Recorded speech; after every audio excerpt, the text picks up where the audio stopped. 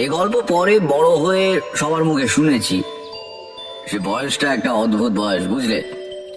রেড়ির তেলের প্রদীপ, ছোট ছোট ফোঁড় দেওয়া পদ্ম কাঁথা, আরামদায়ক রোদ ঝিমঝিম করা নির্জন দুপুর, উঠোনের চাটাইতে শুকোতে দেওয়া টোপাকুলের ভরপুর গন্ধ, রাত্রিরে জ্যোৎস্নায় চকচক করা নারকোল গাছের পাতা। সে সময়ে সবই সম্ভব ছিল। সমবয়সীদের সঙ্গে বনতো না। তাদের খেলাধুলো, কথাবার্তা কেমন অর্থহীন আর হাস্যকর বলে মনে হতো।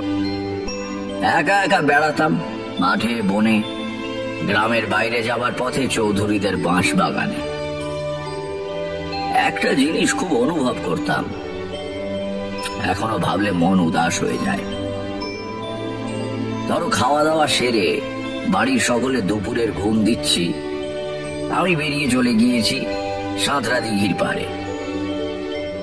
চুপ করে বসে আছি। ঝিরঝিরে বাতাসে দিঘির জলে ডুরে ডুরে ঢেউ উঠেছে। লিচু আর জামরুল গাছের পাতার ফাঁক দিয়ে সূর্যের আলো এসে মাটিতে রোদ আর ছায়ার আলপনা তৈরি করছে। আম গাছের মুড়ি বেয়ে উঠছে এক সারি কাঠ পিঁপড়ে। এই সব নির্জন মুহূর্তে আমি তোমাদের সত্যি বলছি, স্পষ্ট শুনতে পেতাম গাছপালা, মাটি, দিঘির জল আমার সঙ্গে কথা বলছে। ঠিক কোনো ভাষা দিয়ে নয়, সে ভাষা ওদের নেই।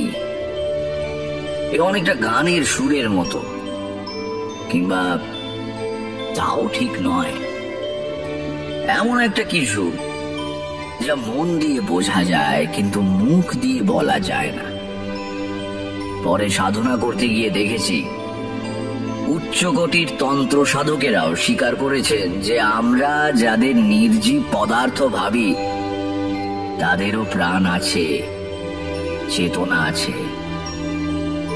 এখন ভাবলে বিস্মিত হই, তখন কিন্তু ব্যাপারটাকে খুবই স্বাভাবিকভাবে নিয়েছিলাম। ভাবতাম সবাই বুঝি আমার মতোই ওদের কথা শুনতে পায়। একদিন দুপুরে খেলা করতে করতে চলে গিয়েছি গ্রামের বাইরের মাঠে। কেউ কোথাও নেই। শূন্য মাঠের ওপর রোদ্দুর ঝাঁ ঝাঁ করছে।